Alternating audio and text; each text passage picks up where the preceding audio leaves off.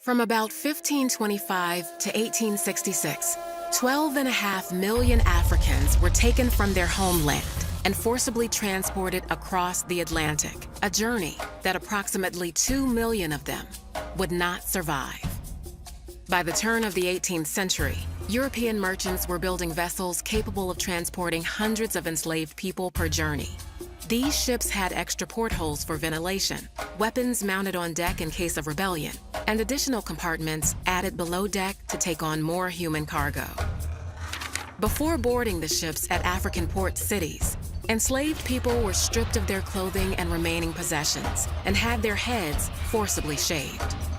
During boarding, which could take weeks or even months, enslaved people lived on the deck of the ship in a temporary wooden house constructed by the crew.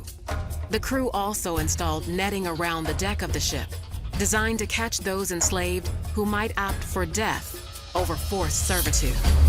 Once moved below deck, enslaved people would find themselves stuffed into compartments with ceilings as low as 4.5 feet, where they would spend most of their voyage. They were segregated by gender and age. Adult men were kept separately and shackled in pairs. Women usually left unchained in their designated compartment, and children often free to move about the ship. There were no sanitary facilities of any kind. Enslaved people were forced to relieve themselves where they sat, creating hellish conditions when combined with the heat and lack of ventilation below deck. Disease was rampant.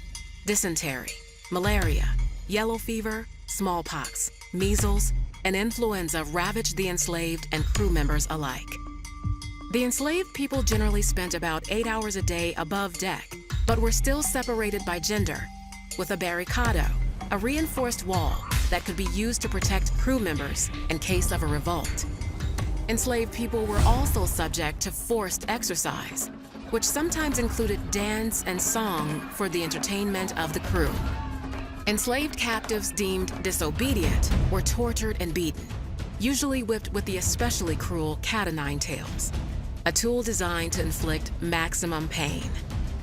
Enslaved people who refused to eat their typical meal of rice and beans were forced to do so, sometimes with a speculum oris, a medieval tool used to force open a person's mouth. Women, while usually left unshackled, were raped and sexually abused by members of the crew, sometimes arriving in the New World, carrying the children of their attackers. But it was the women, using their minuscule freedoms, who would often coordinate mutinies against their captors. But these rebellions were rarely successful. The true extent of the horrors of the Middle Passage came to light in a 1783 court trial over the slave ship Zong. The Zong left present-day Ghana in August of 1781, with 442 enslaved on board. After a 2-month journey riddled with navigation errors, 62 enslaved people and 7 crew members had perished without reaching their destination. Disease was spreading throughout the ship, and fresh water was running dangerously low.